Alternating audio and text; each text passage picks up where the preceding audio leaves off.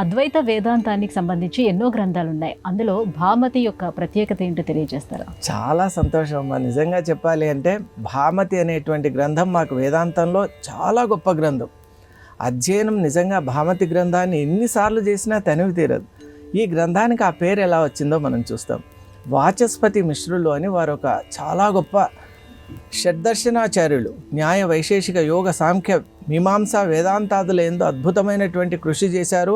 అత్యద్భుతమైన గ్రంథాలని కూడా మనకిచ్చారు. ముఖ్యంగా వేదాంతంలో ఆదిశంకర భగవత్పాదులు రాసినటువంటి బ్రహ్మసూత్రాలకు వీరు విస్తృత వ్యాఖ్య రాశారు. అదే భామతి అనే గ్రంథం.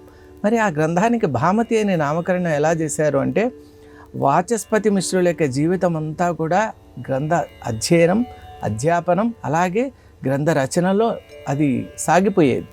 మరి ఆ క్రమంలో వారికి వివాహమైన తర్వాత ఈ బ్రహ్మసూత్రాలపై కూడా గ్రంథాన్ని రచించాలి అని సంకల్పం చేసుకున్నారు.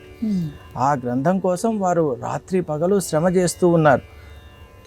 వారి ధర్మపత్ని కూడా ఈయనకు ఎటువంటి ఆటంకం కలగకుండా గ్రంథ రచనకు కావలసిన వాతావరణాన్ని వారు కలిగించారు.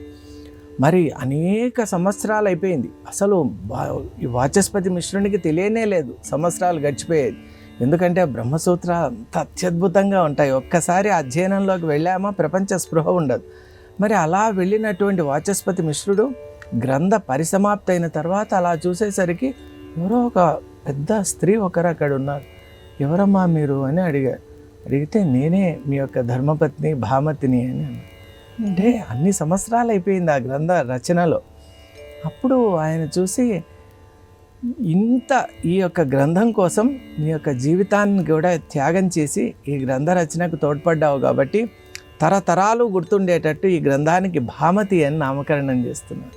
అంటే పూర్వకాలంలో ఉన్న సంప్రదాయాలు అంత అద్భుతంగా ఉండేది. అంటే భార్యాభర్తల మధ్య యొక్క సంబంధం కానివ్వండి, వాళ్ళ మధ్య అండర్స్టాండింగ్ కానివ్వండి, అంత అద్భుతంగా ఉండేది. మరీ ముఖ్యంగా భామతి అనే గ్రంథం యొక్క వైశిష్ట్యం ఎలా ఉందంటే, ఒక పరంపరలాగా గ్రంథాలు వచ్చాయి. అమలానంద సరస్వతి దానిపై కల్పతరు అనే గ్రంథం రాశారు. దానిపై అప్పయ్య దీక్షితులు అనే ఒక మహాపండితుడు పరిమళ అనే వ్యాఖ్య రాశారు. దానిపై నృసింహ పండితుడు అనే అతను ఆభోగం అనేటువంటి గ్రంథం రాశారు. ఇదే కాగా భామతి తిలకము, భామతి విలాసం, భామతి వ్యాఖ్య, ఇలా ఒక గ్రంథ పరంపరనే వచ్చింది. కాబట్టి ఈ భామతి ప్రస్థానం అనేటువంటిది అద్వైత వేదాంతంలో ఒక అత్యద్భుతమైన ప్రస్థానంగా ఈనాటికి విరాజిల్లుతోంది.